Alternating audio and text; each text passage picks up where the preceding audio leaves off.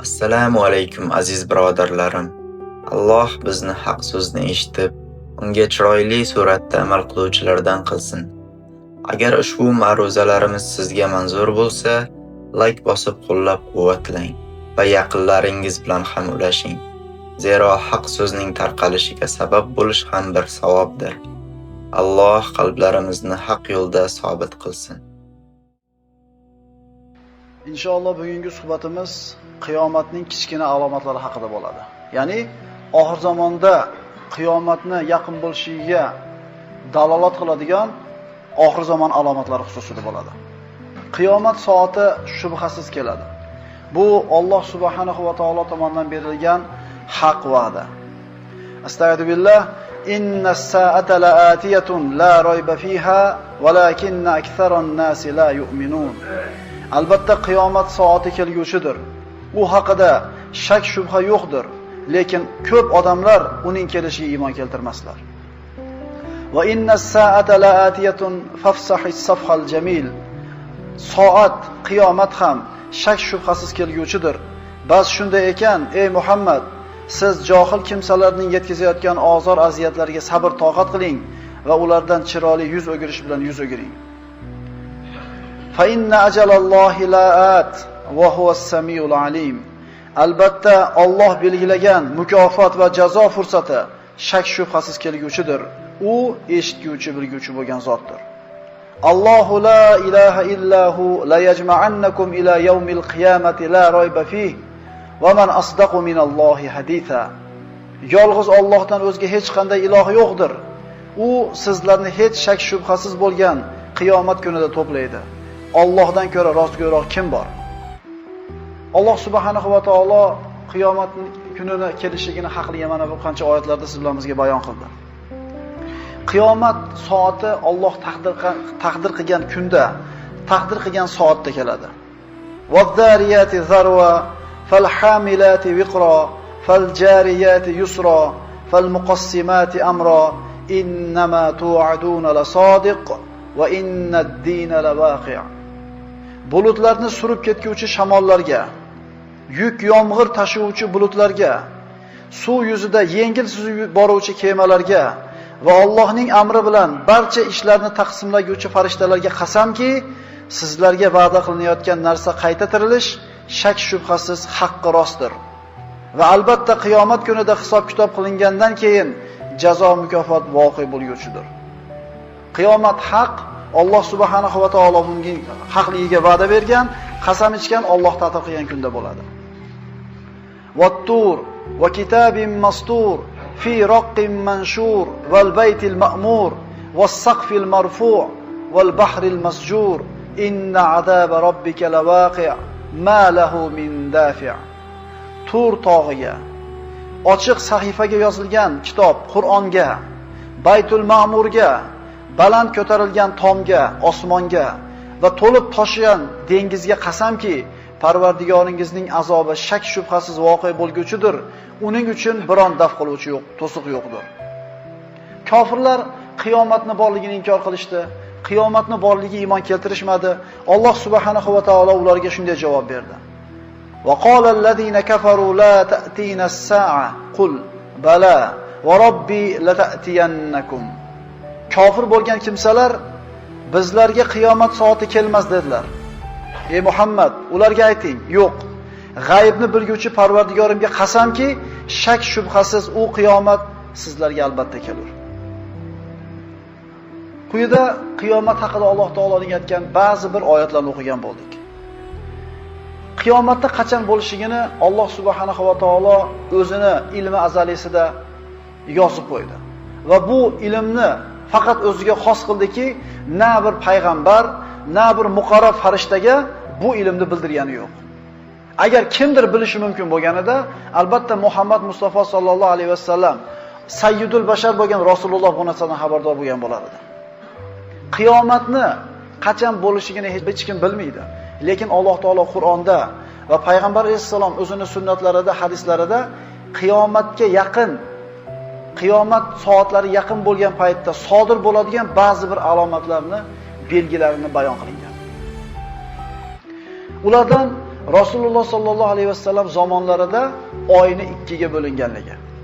Iqtarabatis-sa'a va inshaqqal qamar. Qiyomat soati yaqinlashib qoldi va oy ham bo'lindi. Mana Rasululloh sallallohu alayhi vasallamdan mushriklar mo'jiza talab qilgan paytda Rasululloh sollallohu alayhi vasallam ularga oyni ikkiga bo'lib Alloh izni bilan ko'rsatib berdi. Alloh taolo aytayapti, oy bo'lindi, qiyomat oz qoldi deydi. Mana endi tabiiy savol tug'iladi. Payg'ambarimiz oy bo'lib berganiga 1400 yil bo'lgan bo'lsa, qiyomat bo'lmayapti-yu. Go'yoki qiyomat qoyim oyni bo'linishligi bilan qiyomat yaqin bo'ldi desa, yana bir 50 yil yoki 100 yildan keyin ba'zi bir odamlarning nazarida qiyomat bo'lish kerakganda shoshiltirishadi. Nabiy sollallohu alayhi vasallam oldiga kelib, "Ya Rasululloh, matas-sa'a?" Qiyomat qachon bo'ladi dedi Rasululloh. "Nima tayyorgarligingiz bor?" dedi. Ya'ni ham yo'q zo'r bo'lib ketdimiki, endi tezroq qiyomat bo'lsin, mukofotimizni bor, olaylik. To'planib qoldi degandaqa. Ata amrullohi fala tastajilu subhanahu va ta'ala amma yushrikun. Allohning farmoni, ya'ni qiyomat kelib qoldi. Bas sizlar ey mushriklar, uni shoshtirmay qo'ya qolinglar. Alloh ularning shirklaridan pok va yuksakdir. Alloh taolo nima deyapti? Qiyomat qoyim bo'ldi deyapti. Bo'lgani yo'q hali. Jannatga hech kim kirgani yo'q hali. Jannatga kirdi, jannat yozildi, do'zaxga kirdi deb Alloh taolo o'tgan zamon fe'li siyg'asida gapiryapti.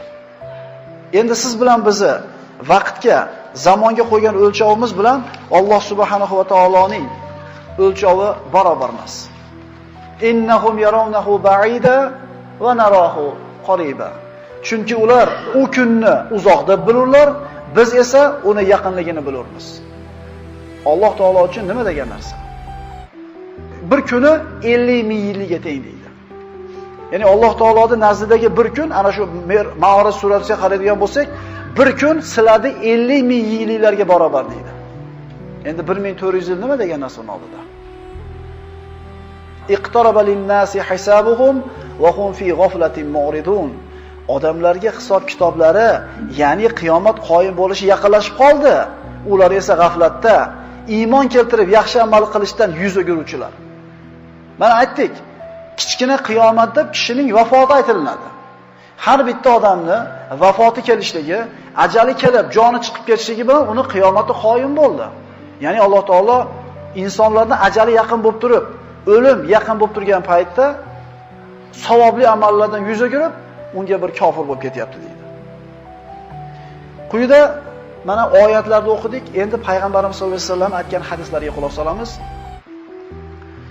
Rasululloh sallallohu alayhi vasallamdan quyidagi hadis keltiriladi Buxoriy va Muslimda.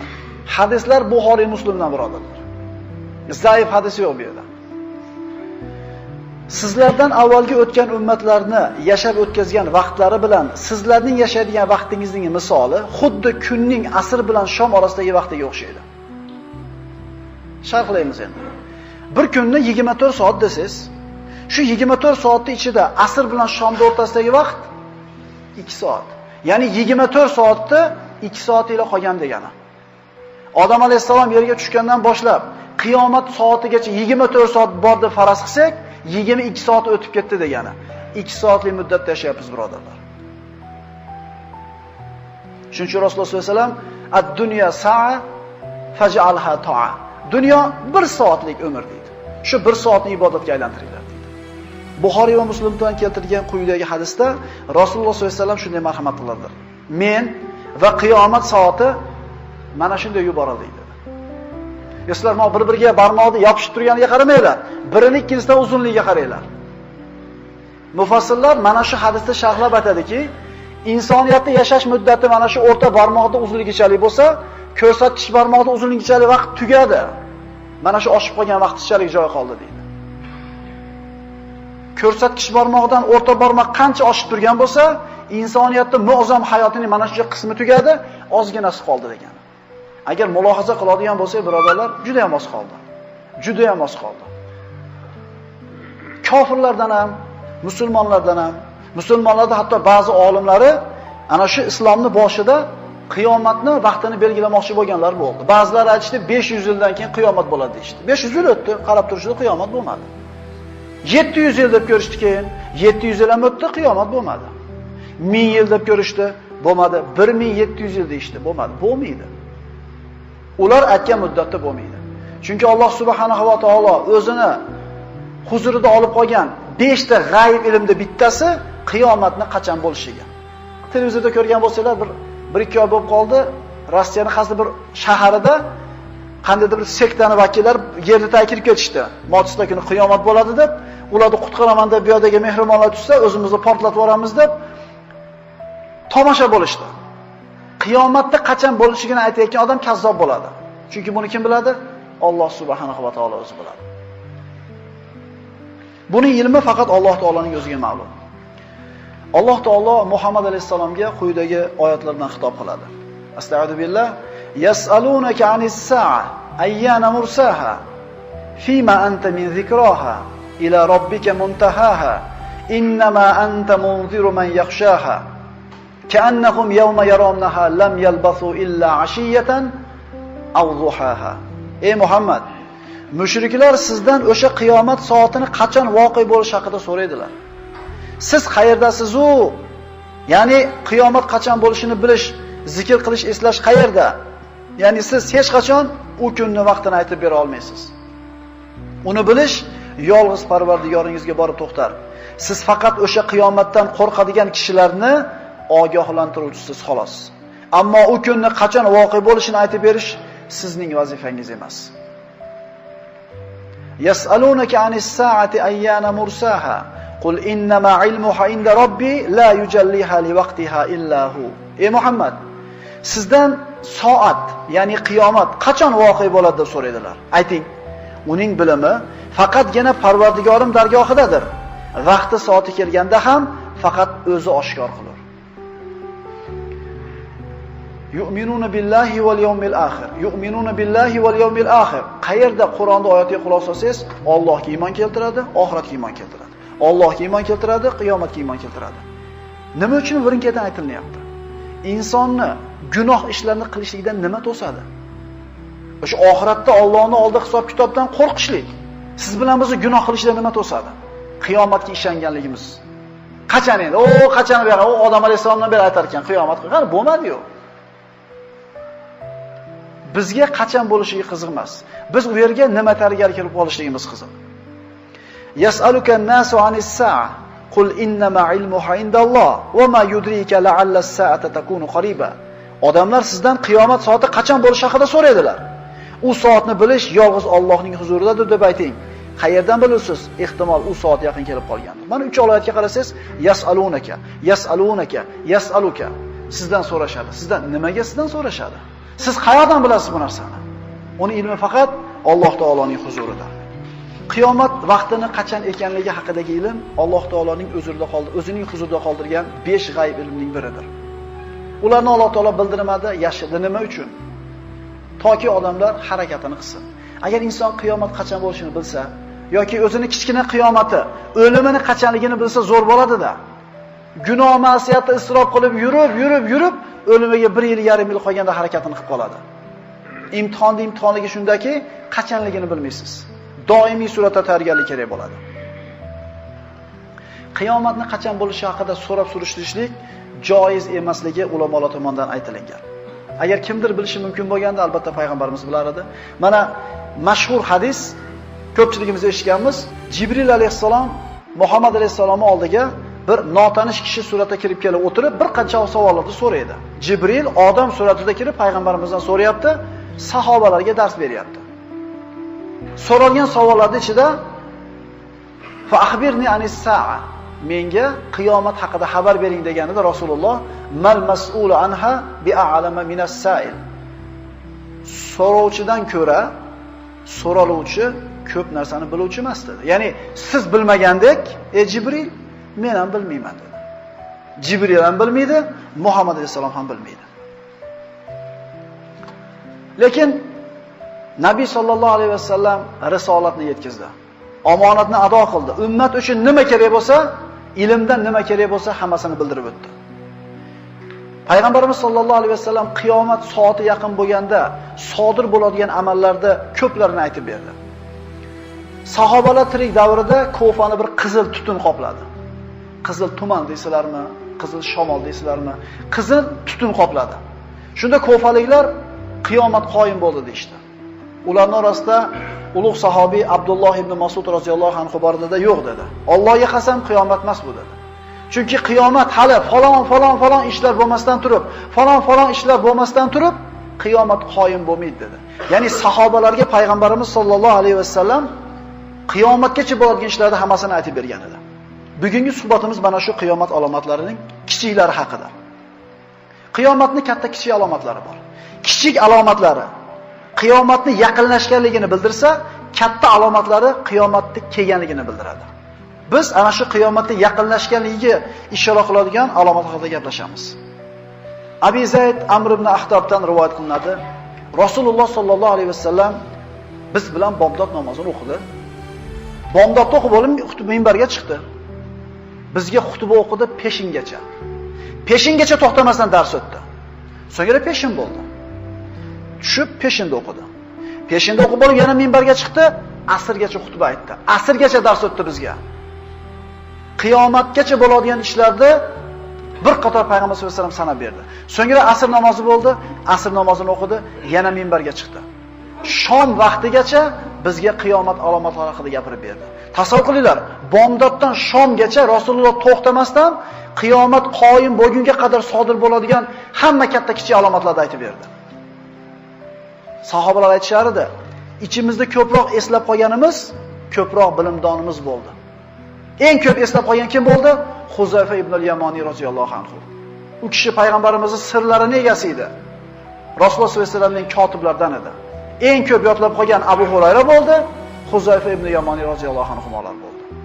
Demak, biz o'rganib chiqadigan oxir zamondagi bo'ladigan fitnalar orasida ma'lum bir vaqtda bo'lib, ma'lum bir qavmga ta'sir qiladiganlari ham bor va butun yer yuziga ta'sir qiladiganlari ham bor.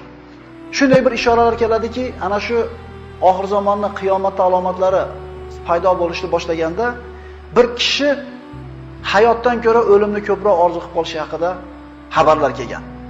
Imom Muslim sahihlarda keltirilgan hadisda Rasululloh sollallohu alayhi vasallam shunday dedilar: "Jonim qo'lida bo'lgan zotga qasamki, bir kishi qabr oldidan o'tib, o'zini ochiq turgan qabrga urib, qani edi shu qabrda yotgan odam men bo'lsam" deydi.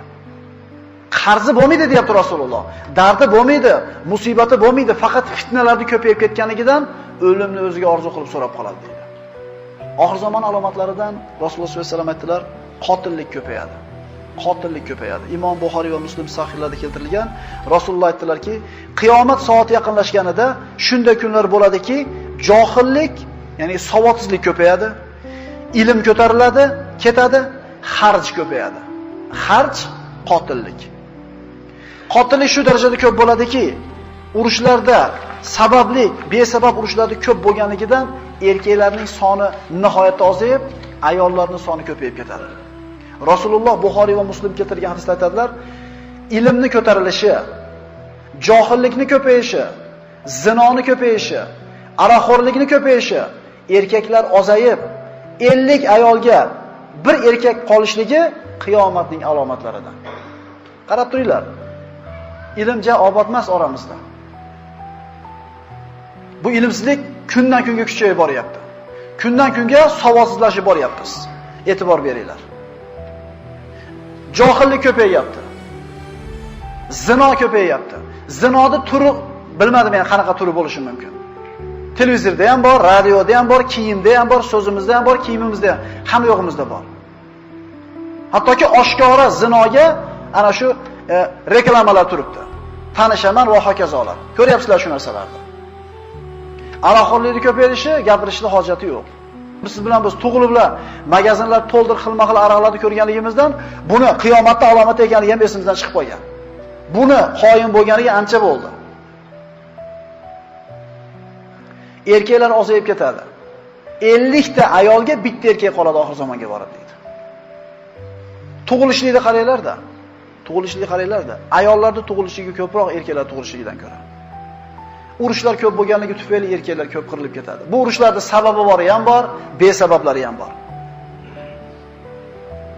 Rasululloh aytadilarki, Imom Muslim sahihlarda keltirilgan, jonim qo'lida bo'lgan zotga qasamki, shunday zamonlar keladiki, ana shu zamonlarda qotil ro'parasida o'ldirgan odamini nimaga o'ldirganligini bilmaydi.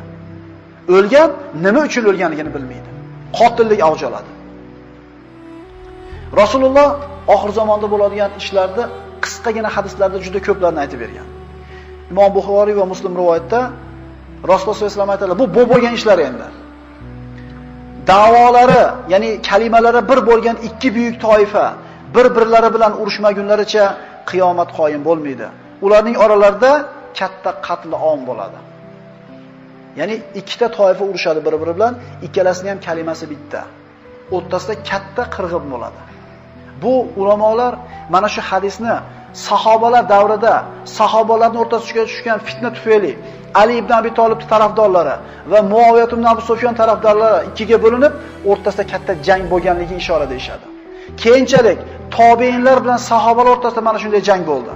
Mana shu ikkala jangda Siffin va Jamal ma'rakalarida 70 mingga yaqin kishi vafot etdi. Mana aytganmiz, oxir zamon ilmini o'rganishlik Rasulullohning so'zlariga bo'lgan iymonimizni kuchaytiradi. Chunki Rasululloh aytgan ishlarda ba'zilarini bo'lganligini ko'rganingizdan keyin hali bo'lmagan ba'zi aytgan alomatlariga ishonchimiz ziyoda bo'ladimi? Mana oxirat ilmini o'rganishlikni foydalaridan. Rasululloh kelajakda bo'ladigan ishlardan aytib bergan edi. Yolg'onchilardan, dajjollardan, ya'ni yolg'onchi payg'ambarlardan 30 tasi chiqmagunicha qiyomat qoyim bo'lmaydi. Nechtasi chiqdi hozir? Savol tug'iladi. Ha, unaqalar ko'p bo'ldi-yu, nimaga endi payg'ambarimiz 30 ta deyapti desa, mufassirlar javob beradiki, unaqa ozgina odam erchitib, men payg'ambarman deb chiqqanlari ko'p bo'lgan. Lekin dunyoga ta'sir o'tkazgan, orqasidan juda ko'p kishilarni ergashtirgan mana shunday yolg'onchi payg'ambarlar 30 ta bo'lishi. Bular ham bo'ldi, birodarlar. Yana chiqyapti mayda chuydalari. Mana shunday orqasidan Rasululloh sollallohu alayhi vasallam zamonida ko'zga ko'ringan muxabir yolg'onchi payg'ambarlardan Musaylama Kazzob, Asvad al-Unsi, Tulah ibn Huvaylid shunga o'xshaganlar. Mana siz bilan biz oxir zamonning, qiyomatning kichik alomatlari haqidagi darsimizni bugun birincisini o'qigan bo'ldik. Inshaalloh keyingi darsimizda davoman o'qiymiz. Bu oxir zamonga yaqin bo'ladigan ishlar haqida aytilgan hadislarni eshitgan saringiz tezroq harakat qilib qolishlik kerak ekan. Tezroq ibodat yig'ilib qolishlik kerak ekan. O'tkazib qolishim kerak ekan oxiratga savobdan degan shuur paydo bo'ladi. Oxir zamonning kichik alomatlari haqida olib borayotgan darsimizda davom etkazamiz. Oxir zamon yaqin bo'lganda sodir bo'ladigan kichik alomatlarning yana bittasi ilmning ko'tarilishi. Ilmning ko'tarilishi bu birdaniga ilm yo'q bo'lib qolmaydi. Rasululloh sollallohu alayhi vasallam aytadilar, Alloh subhanahu va taolo ilmni birdaniga ko'tarib olib qo'ymaydi. Balki olimlarni ketkazishligi bilan ilmni olib qo'yadi. Ilm birdaniga yo'q bo'lib qolmaydi. Kitoblar turadi, kitoblar tashlandi, terilib turadi, ma'lumot nihoyatda ko'p bo'ladi, lekin xalq mana shu ilmni o'rganishlikka iqbol qilmay qo'yadi. O'rganishga harakat qilmay qo'yadi. Hozirgi kunda insof qilib aytadigan bo'lsak, mana shu yerda o'tirgan yoshlarning necha foizi o'tgan oyda nechta kitobni tugatdi? O'tgan oyda demaylik, o'tgan yilda aytaylik. Shu savolni beraylik o'zimizga. Biz televizorda ko'rib, radioda eshitib turib, ba'zi bir ilmiy ko'rsatuvlarda ko'rib bir ma'lumotimiz oshirayotgan bo'lyapmiz, lekin hech qachon kitob o'qigan bilan barobar bo'lmaydi bu narsa. Alloh rahmat qilgan kishilargina kitob o'qiydi. Mana shu siz bilan biz oramizdan ilm ko'tarilib ketayotganligini belgisi. Kitob o'qib, bir narsani o'rganishida o'rniga bitta telefon qilib palonchi qorakadan so'rab olamiz. Bitta xat yozibdi, domladan eshitib olamiz, bo'ldi. Shu bilan haligi ilmga ega bo'lgan bo'ldi. Hech kim qiziqib o'zi kitob olib o'qimaydi. Mana shu qiyomatda oxir zamonning mayda alomatlaridan deyiladi. Ya'ni ilm birdaniga kitoblarda yo'q bo'lib ketishiga bilan yo'q bo'lib olinib ketmaydi, balki kishilarni ilmga iqbol qilmay qo'yganligi tufayli tortilib ketadi. Oxir zamonda sodir bo'ladigan alomatlardan zilzilalar ko'payadi. Oxir zamonda alomatlardan Rasululloh sollallohu alayhi vasallam yataqorabu zaman deganlar. Zamonlar qisqaradi yoki zamonlar yaqinlashadi deydi. Ba'zi ulamolar mana shu sharhiga berganda xulosa oladigan bo'lsak, sharhida shunday aytadiki, vaqtni barakasi ketadi deyshadi. Xususan ko'rib turibmiz, Ramazonda 2-10 kunligi boshlandi, birodarlar. Kecha Ramazon keldi deyatuvdik. Kecha bir hafta bo'pti deyatuvdik. Mana bugun 2-10 kunlik boshlandi deyapmiz, birodarlar. His qilyapsizlarmi vaqt o'tayotganligini? Biz nimaga Ramazonda 10 kun o'tganligini hozir aytyapmiz. Chunki sanaymizda Ramazonni 5-kuni, 6-kuni deb. Endi bunaqa oydan qanchasi, bunaqa yildan qanchasi o'tib ketyapti. Uylanganlar qaranglar necha yil bo'ldi o'tib uylanganlarga. Uylanmaganlar qaranglarda maktabda qachon birinchi marta ostonasini oxlab o'tganlarga. Vaqtni qisqarishi mana shu zamon vaqtdan baraka ketishligini bitta. Hozir peshingacha bir ish qilsangiz ulgudingiz, agar peshin bo'ldimi shu bilan kun tugadi. Kattalarimiz aytsin, bolalik paytini eslasa, ertalab turib molini qo'yini haydab tolaga boqib kelib, yana allaqancha ishini qilib, kechki paytga borganda ham bir vaqt oshib qolar edi. Hozirgi kunda ulgumayapmiz. Vaholanki avvalgilar e'tibor beringlar. Eskilar to'y qilgan paytda piyada yurib, hamma qarindoshlarnikini aylanib kelgan, birortasi qolmagan, ulgigan hammasiga. Hozir bo'lsa telefon bor, mashina bor, hamma yo'q bor, yana ulgumayapmiz. Nimani belgisi shu? Oxir zamonning belgisi vaqtdan barakani ketishligi. Yana ba'zi bir olimlar esa mana shu 24 soat, 18 soat yoki 16 soatga qisqarib qoladi deganlar ham bor ekan sharh berganlardacha. Ya'ni 24 soat, bundan 1000 yil burun 24 soat deylik, hozirga kelib turib o'sha paytda 18 yoki 16 soatga yaqin bo'lib qoladi degan sharhlar ham bor ekan. Yana zamonaviy olimlarning bergan sharhida esa zamon vaqtni qisqarishidan maqsad uzoq masofaga uzoq vaqt talab qilinmay qo'yadi. Ya'ni hajga borib kelgan 6 oy vaqt ketgan bo'lsa, avval piyoda yoki otda. Hozir ma'lum bir haftalar ichida borib kelinyapti. Yoki bir xabarni boshqa bir mamlakatga yetkazishlikka 10 kun vaqt ketsa, hozir bir necha sekund o'zi yetyapti. Vaqt qisqaradi degan so'zni mana shunday bir sharhlarni ulamolarimiz keltirib o'tadi. Oxir zamonda alomatlaridan fitnalar ko'payadi, harj ko'payadi. Harj bu qotillik. Mana kechagi suhbatimizda bu narsa haqida to'liq aytib bergan bo'ldik. Oxir zamonda alomatlarini Rasululloh sollallohu alayhi vasallam aytadilar, bu sahih hadislar. Oralaringizda mol-u dunyo ko'payadi. Mol egasi uning sadaqasini qabul qiladigan kishini izlab g'am chekadi. Ya'ni mol-u dunyo shunday ko'p bo'ladiki, sadaqa oladigan yoki zakot oladigan odamni istab topishlik amri mahol bo'lib qoladi. Bu bo'ldimi, bo'lmadimi? Nima deysizlar?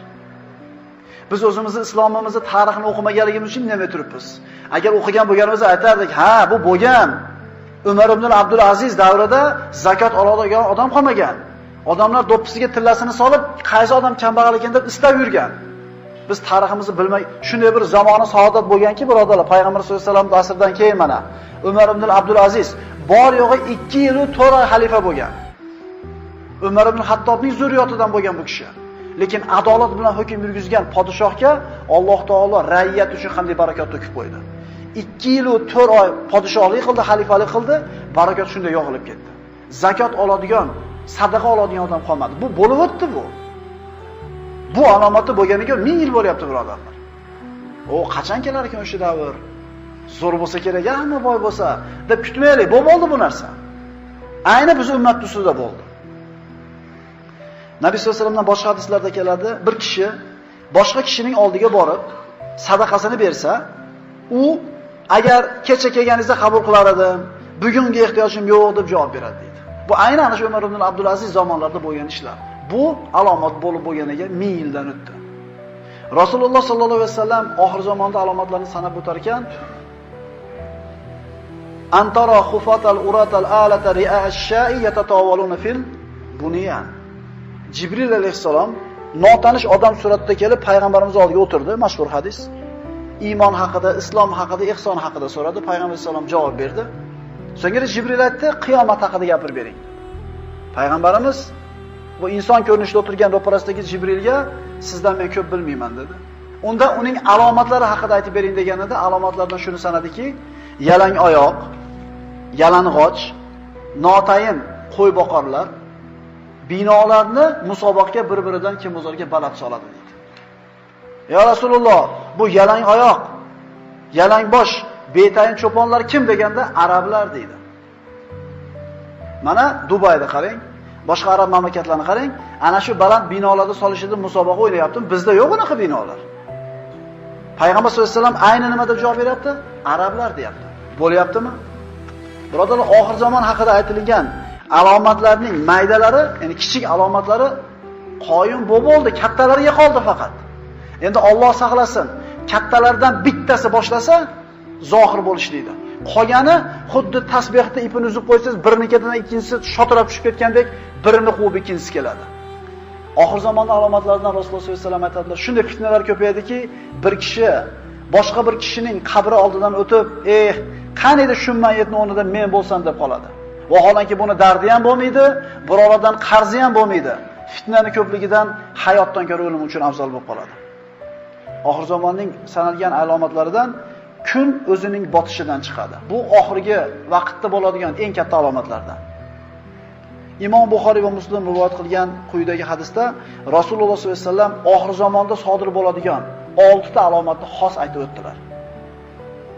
Avf ibn Malik roziyallohu anhu dan biz Nabiy sallallohu alayhi vasallam bilan Tabuk g'azotida birga edik. U zotning oldiga kelganimda, u zot teridan tikilgan kapan ichida o'tirardi. Menga qarab turib, "Ey Avf, qiyomatga yaqin sodir bo'ladigan 6 ta narsani sanagin" dedi. Ya'ni hozir payg'ambarimiz sollallohu alayhi vasallam qiyomat soati yaqin bo'lguncha sodir bo'ladigan 6 ta ishni aytib o'tadilar. Mening vafotim dedi. Bu istu ana va sahatayn degan Rasululloh. Men va qiyomatni mana shunday yuborilganmiz dedi. Ya'ni men kelishligim oxir zamonning belgisi. Endi vafotim oxir zamonga yana yaqinlashganligining belgisi. Ikkinchi belgi Baytul Maqdisning fath qilinishi. Baytul Maqdis Quddus yoki Yerusalim. Umar ibn Hattob davrida fath qilindi. Payg'ambarimiz aytgan u bashorat ham amalga oshdi. Ikkinchisi ham bo'ldi.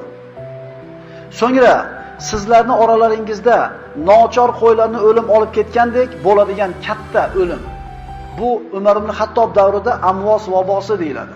Shunday bir vabo keldiki, bu musulmon ummatining ustiga juda ko'pchilik kishi qirilib ketdi. Bu aytgan payg'ambarimizning alomati ham zohir bo'ldi.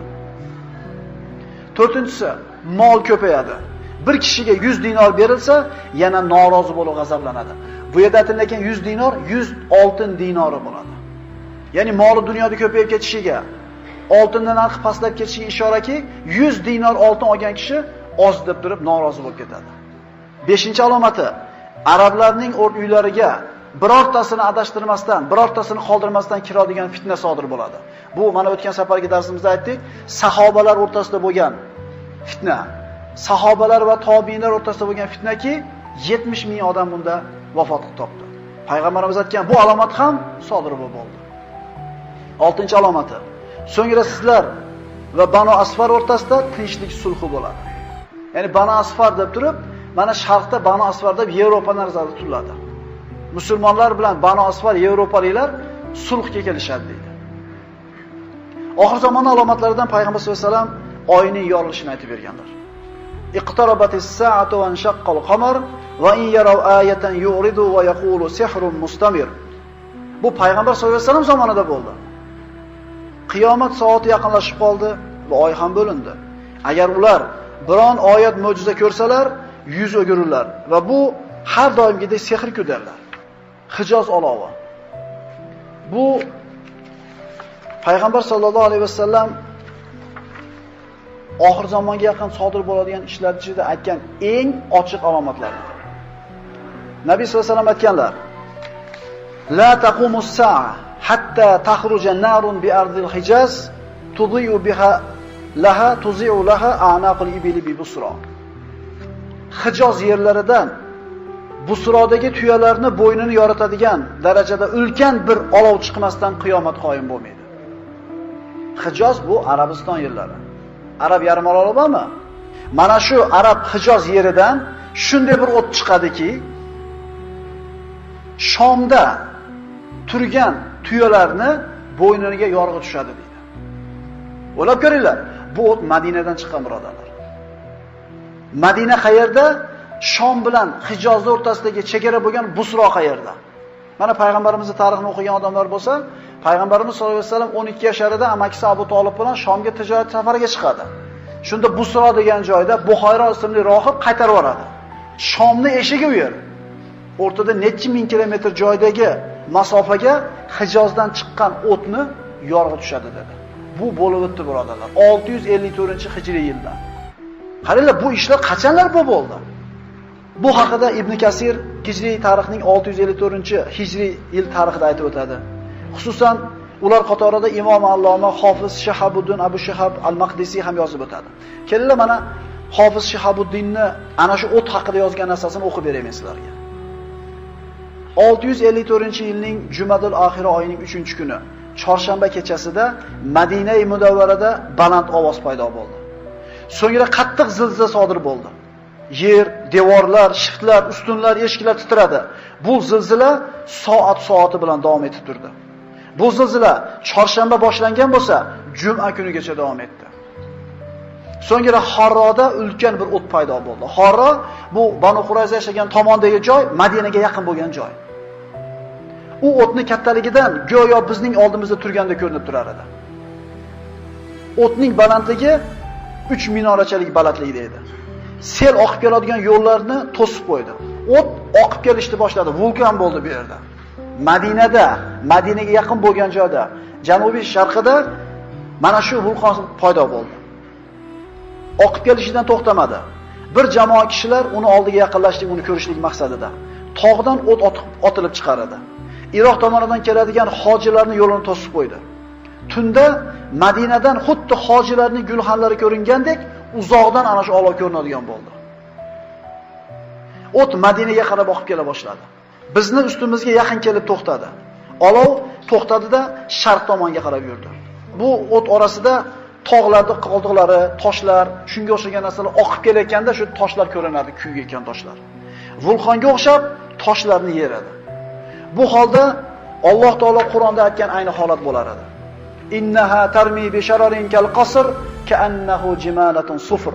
Darvoqi dedi Alloh taolo, u jahannam har tomonga, har biri qasrdek, xuddi sariq tuyalarga o'xshagan uchqunlarni otib turur. Xuddi shu narsa bo'ldi bizda deydi. Men bu maktubimni 654-yilning Rajab oyida payshanba kuni yozayotganimda bir oy o'tdi o'rtadan. Hali olov to'xtamagan edi. Bu vulqon bir oy oqdi. Bir oy oqdi. Bu o'tni Yambo ahli ham ko'rdi. O'zlarining qozilarini Madinaga xabar olib kelishlik uchun yuborishdi. U Madinaga kelib, ko'rib holatni, o'zini ahliga borib, bu bo'layotgan ishlarni ta'riflashlikka tili ojiz bo'ldi. Shuningdek, Shomda yashagan Ibn Sha'na degan kishi ham yozadi. Biz deydi Damashqda turganimizda quyosh tutilishi bo'ldi. Bir oy Madinada oqqan bu vulqonni tutuni shunday bir osmonni qopladiki, Siriya Damashqni bilasizlar. Ana shu Siriyaning ustiga shunday tutun borganligidan quyosh tutilishi bo'ldi. Ortidan oy tutilishi bo'ldi. Quyosh tutilib nurli pasaygan paytda xuddi quyoshga tutun qoplab kusuf deyiladi mana. Quyosh tutilib qolgan paytda o'tni yorug'i tushganligidan devorda o'tni aksi ko'rinardi deydi. Quyosh to'silib qoldi, lekin u o'tni yorug'i kelib turdi. Bu qanaqa katta o't edi? Olov osmonga baland ko'tarildi. U xuddi qal'aga o'xshar edi. Olov kattalashdi. Odamlar qo'rqib Masjidun Nabaviyga qarab borishdi. Boshlarida kiyimlarini yechib, o'zlarini e'tirof qilishib gunohkorliklarini Alloh taolaga istig'for aytishdi. Ayollar, yosh bolalar uylaridan chiqib, Alloh taolaga xolis duolar qildilar. Olovning qizil rangi butun osmonni qopladi.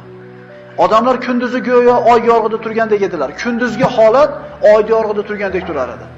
Nimadan? Tutunning ko'pligidan, osmon qoplanganidan. Odamlar halok bo'lishlariga ishondilar. Shu kecha odamlarning hammasi masjidda qoldi. Kimisi Qur'on o'qigan, tasbih, takbir aytgan, ruku, sajda qilgan, duo qilgan holda tong ottirdilar. Qilingan tavba tazarrurlar sabab o't ortiga qaytdi, pasaya boshladi. Shu zamonda yashab o'tgan ulug' olimlarimizdan Imom Navoiy aytadiki, 654-yil, ya'ni bizning zamonamizda Madinada bir olov paydo bo'ldi. Bu buyuk olov edi. Madinaning janubi sharqida. Menga Madina ahlidan bo'lgan bir kishi xabarini berdi. Sadaqa Rasululloh sallallohu alayhi vasallam. Rasululloh sallallohu alayhi vasallamdan keyin mana hijratni 654-yilida mana shu payg'ambarimiz aytgan alomat zohir bo'ldi. La taqumus sa'a hatta takhruju narun bi ardi Hijaz tudhi'u laha a'naqul ibli bi Busra. Buxoriy rivoyati. Hijoz yerlaridan Busrodagi tuyalarning bo'yinlarini yoritadigan darajada ulkan bir olov chiqmasdan avval qiyomat qoyim bo'ldi. Mana bir qancha mayda, kichik alomatlarini o'qigan bo'ldik. Qaysinisi bo'lmadi? Birodarlar, bu bo'ldi hammasi. Mana inshaalloh ertaga o'sha kichik alomatlarning bir qismini o'qiymiz. 2 yoki 3 darsda kichik alomatlarni tugatamiz, keyin katta alomatlarga o'tamiz. Katta alomatlarigina qoldi. Ko'zimizni katta ochaylik. Butun koinotni ontar-to'ntar qilib tashlaydigan qiyomatning qachon bo'lishi bizga qiziq bo'lmasin. Chunki uyqu kichik o'lim bo'lsa, insonda haqiqiy o'limi kichik qiyomat deyiladi. Har bitta odamning ruhi og'zidan chiqishligi bilan u uchun qiyomat boshlanadi. Nabiy sallallohu alayhi vasallamning oxir zamonga yaqin bo'lgan vaqtda sodir bo'ladigan ba'zi bir alomatlar haqidagi darsimizda davom etamiz. Mana darsga kirishlikdan burun bitta narsani bir e'tiborlarga qaratmoqchiman.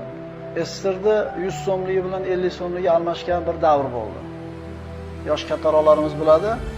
Shunday bir to'polon bo'luvdiki, eski kupyura pullarni yangisiga almashtirmasa, eskisi yo'qib ketadigan bo'lganda, shu bir bizatilayotganda bardak bo'lgan edi. Shunda bir og'ani bir katta ishxonada ishlar edi. Shu ishxonaga bir katta kamazis 2 chamadon pul olib kelgan ekan. O'sha eski kupyuradagi pul ekan. Bu darsga kirishlikdan burun aytayapmanki, tushunib olinglar nimani o'qiymiz buni bu yoqqa. 2 chamadonni olib qo'yib turib, o'sha buxgalteriyasiga olib kirib, "Ma bir chamadonni oling, bir chamadonni pul qilib bering" degan ekan. Ya'ni yillar davomida yemay, ichmay, ehtimol zakotini bermay, ehtimol sadaqa qilmay, o'zidan ham qizg'anib topgan pulini bir kun kelib yo'q bo'lib ketishlik xavfi bo'lib qolgan paytda shart yarmini berib olishga tayyor bo'lyapti. Nabiy sollallohu alayhi vasallam aytganlaridek, sadaqaning afzali o'zing baxil, sog'lom, kambag'al bo'lib qolishidan qo'rqib, boylikdan umidvor bo'lib turgan paytda qilgan sadaqating deydi. Ya'ni yo'q bo'ladigan mahalda odam berib yuboradi ekan hammasini ham. Agar shunday bir endi shu odamga birov aytgan bo'lsa-ki, shu shopirga keyingi oy pul almashadi degan gap bor, ishonchli bir joydan eshitdik desa, ha dedi-da, kuyib qoldi puliga. Endi keyingi safar o'sha odamning gapiga nima qiladi? Quloq soladi, hech gap yo'qmi deydi. Keyingi safar aytdi, keyingi gapi ham to'g'ri chiqdi. Keyingi gapi ham to'g'ri chiqdi. Bora-bora shu odamni maslahatsiz hech qanday ish qilmay qo'yasiz, shunday emasmi? Endi biz quyida o'qiyotganimiz Nabiy sallallohu alayhi vasallamni oxir zamon haqida aytgan alomatlarini deyarli maydalari hammasi sodir bo'lganini ko'rsangiz, endi payg'ambarimiz aytgan boshqa bashoratlarga bo'lgan iymoningiz kuchaymaydimi? Biz bu alomatlarni nima uchun o'qiyapmiz? Ha, bo'pti-yu. Endi nima qizig'i bor buni bilishda, deyish mumkin.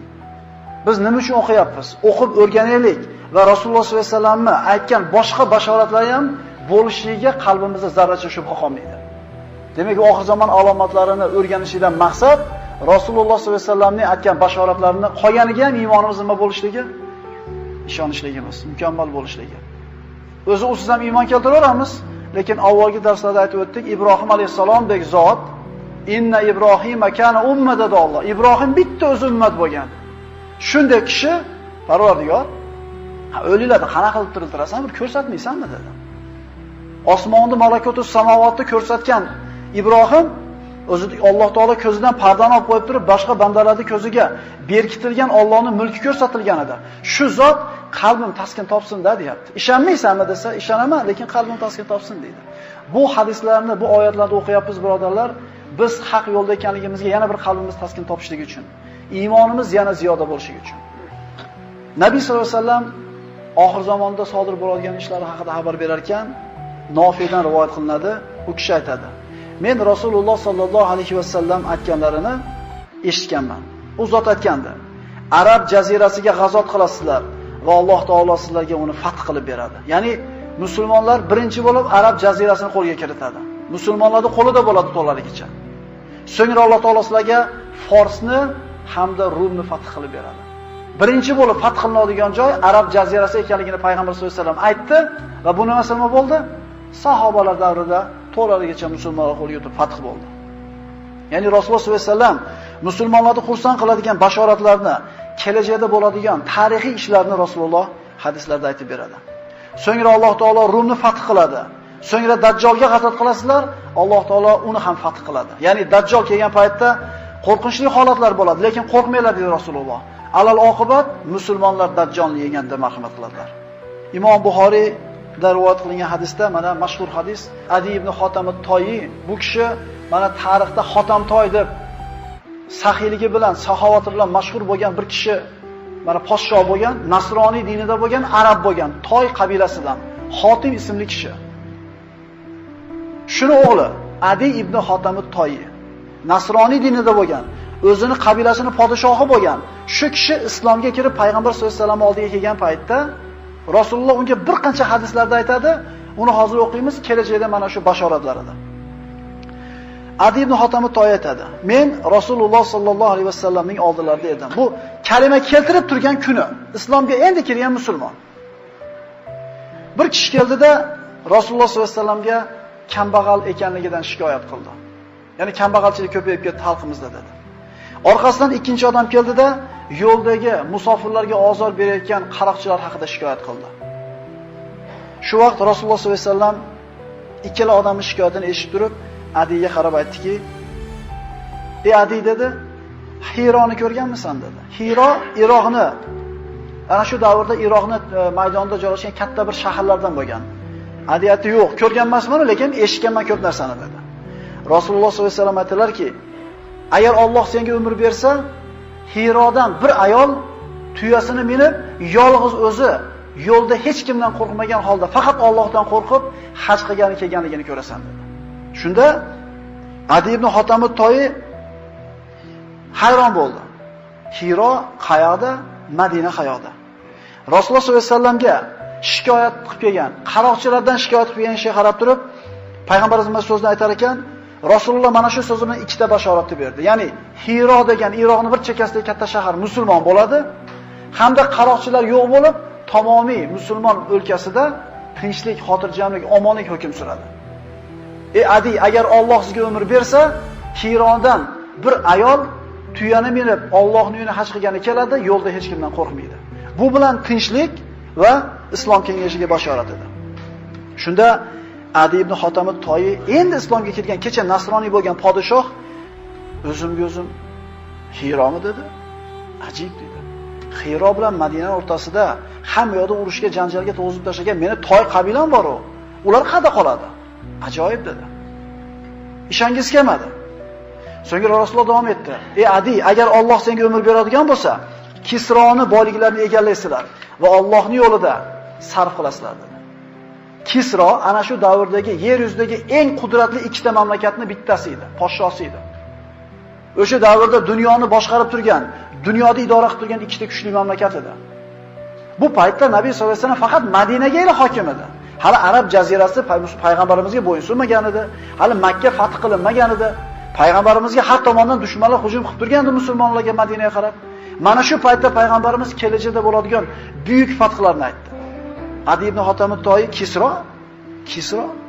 Kisro ibn Hurmuza ma'qul dedi. Bu ma'qul emas dedi.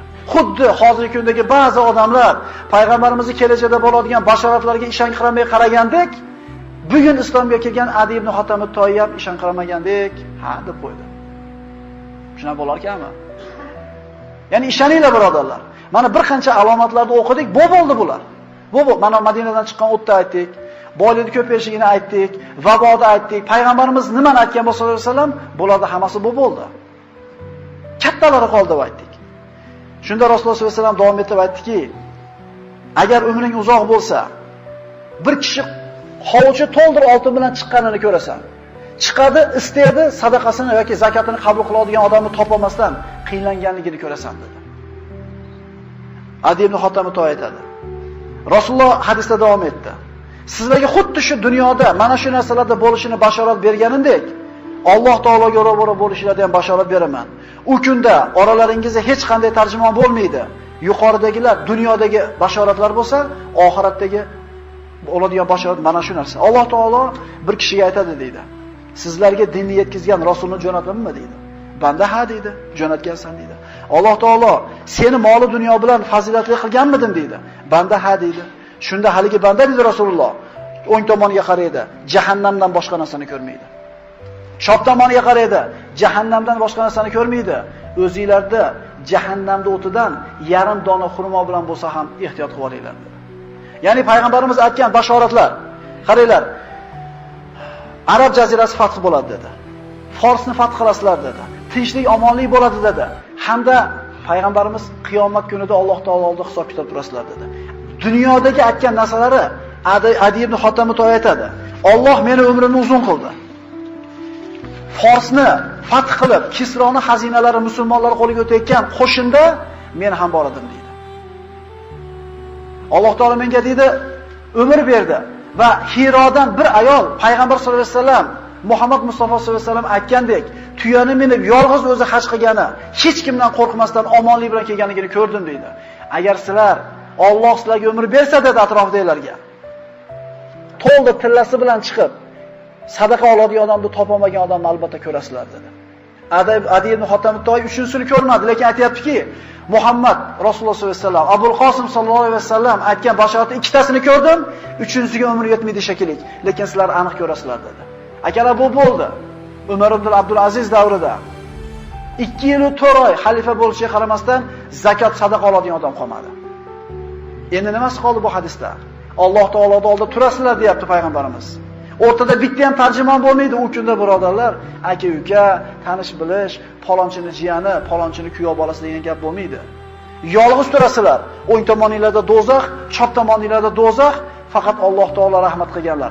Yarim dona xurmoni ber bo'lsa ham sadaqa qilib olinglardi.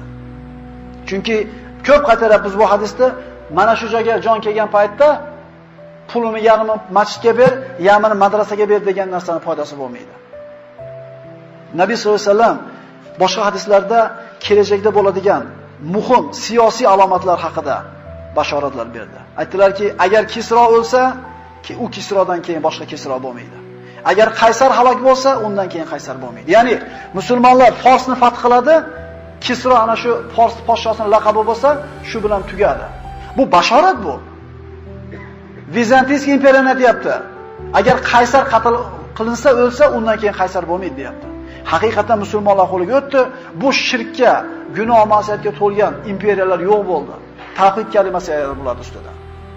Mana shu payg'ambarimizning bashoratlari qanday sodir haq bo'lgan bo'lsa, hali sodir bo'lmaganlari ham xuddi shundaygacha haq suratda sodir bo'ladi. Imom Ahmad va undan boshqa bir muhaddis olimlarimiz keltirgan hadis Abdulloh ibn Amr ibn Osdan rivoyat qilinadi. Biz Rasululloh sallallohu alayhi vasallam bilan birga edik, u zot gapirardi, biz yozib turardik. Sahobalar Rasulullohdan so'rashdi. Ayyul madinatayni tuftahu awwalan? Al-Qastantiniya am Rumiya? Mana bu ikkita shahardan qaysi biri birinchi fath bo'ladi ya Rasululloh? Qastantiniyami, Istanbul hozirgi, yo Rumiyami, Rim? Madinatul Xiraql tuftahu awwalan. Avval Xiraqlda shahri, Istanbul, ana shu Konstantinopol deyilgan. Bizga tarixda o'tganda Konstantinopolda o'qitilgan. Birinchi u fath bo'ladi. Keyin Rumiya shahri dedi. Ishoninglar birodarlar, payg'ambarimiz bashorat beryaptimi demak bo'ladi bu narsa. Qachon bo'ladi? Vallohu a'lam. Lekin Rasululloh sollallohu alayhi vasallam sodiqul masduq bo'lgan zot. La yantuqu anil hawa in huwa illa wahyu yuha. Rasululloh hech qachon havodan olib gapirgan emas, magar vahiy bo'lgan. Alloh taolo umr bersa, ana shu Rumiyaning fath bo'lganligini ko'rilar inshaalloh. Nabiy sollallohu alayhi vasallam kelajakda bo'ladigan ishlardan aytgan bashoratlaridan la taqumus sa'a hatta tuqatilut turk. Turklarga qarshi g'azot qilmaguningizcha qiyomat qoyim bo'lmaydi dedi. Ya'ni turk deganda biz bilgan turklar emas. Arablarda u davrda hozir ham turk deganda Mo'g'ul tatarlar nazarda tutilgan. Hali Nabiy sollallohu alayhi vasallam hali bir 500 yil, 600 yildan keyin bo'ladigan Mo'g'ul tatarlarning xurujini Payg'ambar sollallohu alayhi vasallam shu davlatda aytib qo'ygan. Mana bilamiz, buzruklarga ham bostirib kelgan, bu yoq o Kiyev Rusiyaga bostirib borgan. Dunyoda ular ham o'zlarining tarixini qoldirgan. 150 yilga yaqin, balki undan uzoqroq muddat butun dunyoda titratib turgan. Rasululloh aytayapti, ana shu oyoq kiyimlari jundan bo'lgan qavm bilan urushmaguninglarcha. Boshqa hadisda turklar, ya'ni Mo'g'ul tatarlarga qarshi urushmagunlarcha qiyomat qoyim bo'lmaydi dedi. Necha yil oldi unga? 1430-hijriy yil hozir. 650-600-yillarda bo'lgan. Necha yil o'tdi? 900 yil, 1000 yil bo'lib qoptimi? Birodarlar, payg'ambarimiz aytgan mayda alomat deganlari bu bo'ldi, kattalar qoldi xolos. Imom Navoiy aytadi, haqiqatan mana shular, ya'ni Mo'g'ul tatarlar bizni ham zamonamizda bo'lgan deb aytadi. Bu alomatlar sodir bo'ldimi? Demak, boshqalar ham bo'lishiga aniq iymon keltiramiz. Ya'ni mana bu oxirat ilmini o'rganishlikda foydalari degan birinchi darsimizda shunday aytilgan edi. Kelajakdan bir xabardor bo'lish uchun qaysidir toifa, qaysidir mamlakatning odamlari millionlagan pullar sarflayapti. 1 yildan keyin nima bo'lishini bilish uchun, baxshilarga borayotgan, jinlar bilan muomala qilayotgan, yulduzlarga qarayotgan, xullas ming xil yo'llar sarflayapti, millionlagan pullarni sarflayapti. Kelajakdan 1 sekunddan keyin nima bo'lishini aytib bera olmaydi. Berilgan emas bu. Lekin bizda mana shunday kelajak haqida aniq ma'lumotlar aytilingan ilm turib, qanday bu narsani o'rganmaymiz?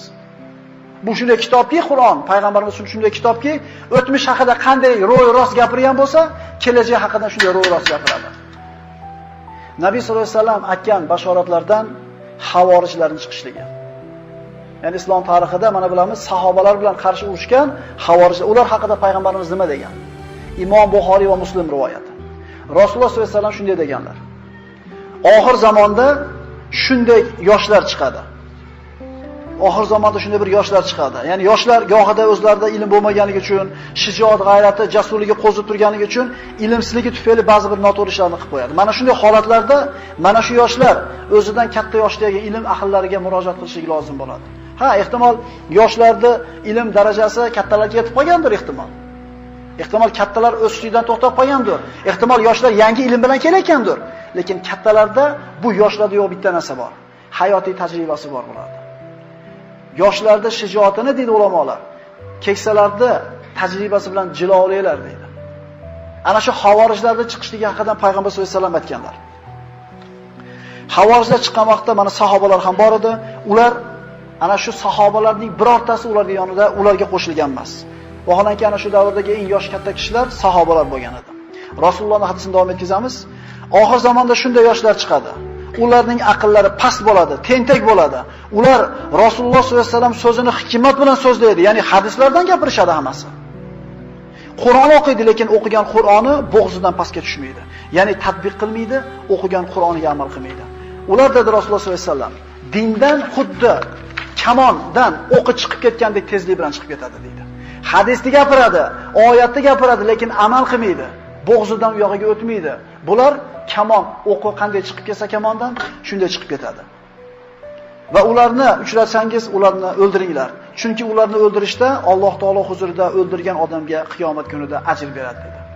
Ya'ni oyatni gapiradi, hadisni gapiradi, fitnani qo'zayotgan bo'ladi. Oyatni gapirayotgan bo'ladi, hadisni gapirayotgan bo'ladi, ishini oqibatiga qaraydigan bo'lsangiz, kufrga ehtimol sabab bo'ladi. Musibat shunda. Hamma oyatdan, hadisdan hujjati bor. Bir fikrga qanotlanib olgan, bir yo'lda ushlab olganda, endi Qur'on o'qib birorta bir uni bir fikrga to'g'ri keladigan mazmunda oyat kelib qolsa, ham o'shatini oladida, mana deydi Qur'onning hujjati. Hayron qolasan, hammaning hujjati bor. Unisi ham kitob sunnatdan, bunisi ham. Mana shu holatda nima deyilish kerak? Nima qilish kerak?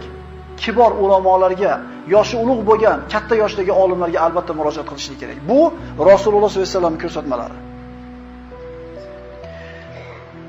Haqiqatan mana shu havorijlarni xuruji bo'ldi.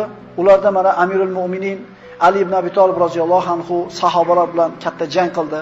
Mana shu jang Nahravon ma'rakasi deyiladi. So'ngra sahobalar ham boshqa ma'rakalarda, shuningdek ahli sunna jamoat e'tiqodidagi kishilar bu havorijlar bilan davomiy suratda asrlar davomida jang qilib kelishdi. Yana payg'ambarimiz kelajakda bo'ladigan aytgan alomatlardan muvozanat, tenglikni, tartibni buzilishligi. Nabiy sollallohu alayhi vasallam Abu Hurayradan rivoyat qilinadi, Imom Buxoriyda keltirilgan. Bir kuni odamlarga xutba o'qib turardi. Ayniqsa mana shu zamonimizda yaqqol ko'zga ko'rinib turgan, lekin payg'ambarimiz avval bashorat qilib qo'ygan alomatlardan. Payg'ambarimiz sollallohu alayhi vasallam Abu Hurayradan rivoyat gapiryapti bizga deydi. Shat to'satdan bitta sahroyi arab chiqdi-da, "Ya Rasululloh, mata sa'a?" Qiyomat qachon qoyim bo'ladi? Rasululloh sollallohu alayhi vasallam indamadilarda gapini davom etkazadilar. Bu yerdagi sahobalar bir-birlariga qarab, bittasi aytdi, "Eshitmadi" dedi. Bittasi aytdi, "Eshitdi" dedi, "Achchig'i keldi" dedi. Chunki gapini bo'ldi dedi. Ya'ni mana shu savol berishlikda ham domlalarga yoki biror narsani bilmoqchi bo'lib savol berilsa, odobi bor. Ulamolar aytadi, to'g'ri berilgan savol javobni yarmi deyiladi. Ya'ni savol berishlikda ham o'zining yo'li bor, xuddi javob berishlik yo'li bo'lgandek. Bu Arobiy endi sahroyi, ko'pam lug'at odob axloqi zo'r emas. Sha gapini bo'la qachon qiyomat bo'ladi dedi. Rasululloh indamatida so'zini tugatgandan keyin hali kishini chaqirib turib, "Ayna sayl?" So'rovchi qani dedi. "Ana Rasululloh madaman" dedi.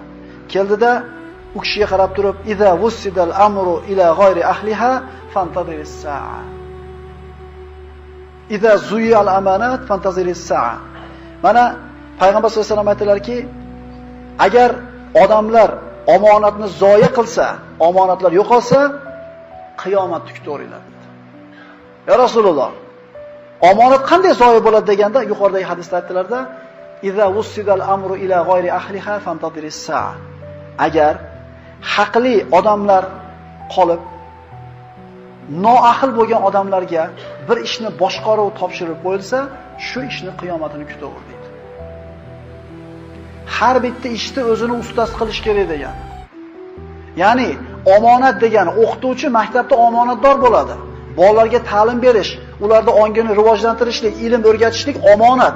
Agar shu o'qituvchi yelkasidagi omonatni ado qilmasdan xiyonat qilsa, bu bolalar o'tib ketadi. Ichida zo'r fahm farosatli, zehnli ehtimol olim, alloma bo'ladigan yoshlar bo'ladi. Shu iste'dodini yuzaga chiqaradigan o'qituvchi xiyonat qilsa, bu bola ana shu oddiyligicha qolib ketadi. Agar tabib o'zini yelkasidagi omonatni ado qilmasdan noto'g'ri tashxis qo'yib, noto'g'ri dori belgilaydigan bo'lsa, bemor o'ladi, qiyomatda javob beradi. Agar bir korxonaning rahbari o'zini rahbarligiga loyiq bo'lmasdan egallab olib, o'zi loyiq bo'lmasa ham atrofida ish yuritadigan odamlarni loyiqlarini qo'ymasa, bu ishxona nima bo'ladi? Bankrot bo'ladi. Demak, oxir zamonda alomatlardan bittasi shukanki, ishlarni boshqarishlik noahil odamlarning qo'liga o'tib ketadi. G'arb mamlakatlarini qarasanglar, bir firma yoki bitta kompaniya bir odamning shaxsiy kompaniyasi bo'lsa, 10 yil xizmat qildi bu odam. Lekin yangi bir ishchi keldiki, bundan ko'ra zo'rroq. Hech xijolat bo'lmaydi-da, mana shu ishni sendan ko'ra yaxshiroq qiladigan odam bor ekan deydi, buni javobini beradi, o'rniga qo'yadi. Shu bilan rivojlanib ketdi ular. Qo'y endi o'zimizga kuzib olgan. Payg'ambar sollallohu alayhi vasallam bu shunaqa ekan deb eshitib qolgan narsa emas. Har bittamiz omonatdormiz nimanidir ustida. Agar o'qituvchi maktabda bolaga yaxshi ta'lim bermayotgan bo'lsa, Alloh taoloning omonat qilib bergan musulmon bandani bolasini haqqini ado qilmayapti, qiyomatda javob beradi. Ayol kishi o'zini erining mulkida o'tirib, erining ruxsatisiz tasarruf qiladigan bo'lsa, omonatga xiyonat qilyapti. Birodarlar, ko'zda omonati bor, tilda omonati bor, quloqda omonati bor. Shu omonatlarni ado qilsak, ado qiladigan bo'lsak, birodarlar, hayotimiz zo'r bo'ladi. Qiyomat alomatlaridan bittasi, agar ishlar noahil odamlar qo'liga topshirilsa, qiyomat kutaveringlar deydi. Bu yaqqol ko'zimizga ko'rib turgan zamonlarda yashayapmiz. Aqulu qawli hada va astaghfirulloh va lakum. Assalomu alaykum va rahmatullohi va barakatuh.